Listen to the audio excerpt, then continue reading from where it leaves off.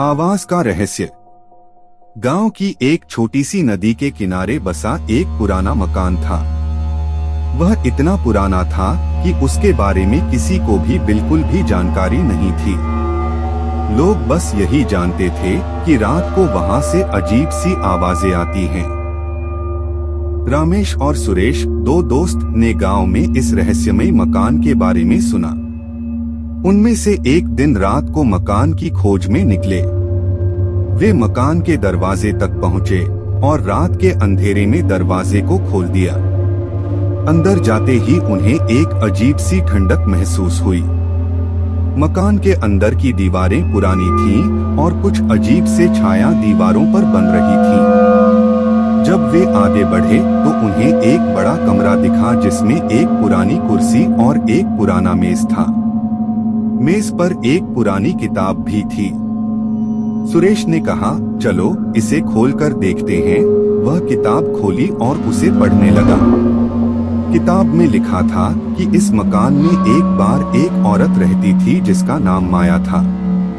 माया अपने पति से बहुत प्रेम करती थी और उसे अपनी जिंदगी का हर राज बताना चाहती थी। एक दिन उसके पति की मौत हो गई और वह अकेले हो गई। वह दुखी हो गई और मकान में बहुत दिनों तक अकेली रही। लेकिन एक दिन वह अचानक गायब हो गई। लोगों ने सोचा कि वह शहर चली गई होगी, लेकिन किताब में लिखा था कि वह मकान की एक गुप्त जगह में अपने पति के साथ बसने लगी थी। सुरेश ने किताब को बंद करके कहा, अब हमें यहाँ से निकलना चाहिए। लेकिन जब वे बाहर निकले तो उन्हें एक अजीब सी आवाज सुनाई दी, क्या तुम मेरे रहस्य को समझ सकोगे? रमेश और सुरेश दोनों भागने लगे, लेकिन जैसे ही वे दरवाजे के पास पहुंचे, उन्हें एक अजीब सी छाया महसूस हुई। वे बाहर निकले और आसमान की तरफ देखा तो वहां अजीब आकाशी आवाजें आ रही थीं।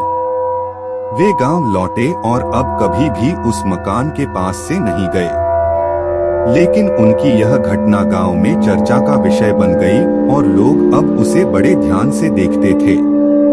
कहते हैं कि वह मकान अब भी खाली है, लेकिन रात को जब भी किसी ने उस मकान में जाने की कोशिश की है, वहां से अजीब सी आवाजें आती हैं और वह आवाजें उसे वापस लौटा देती हैं।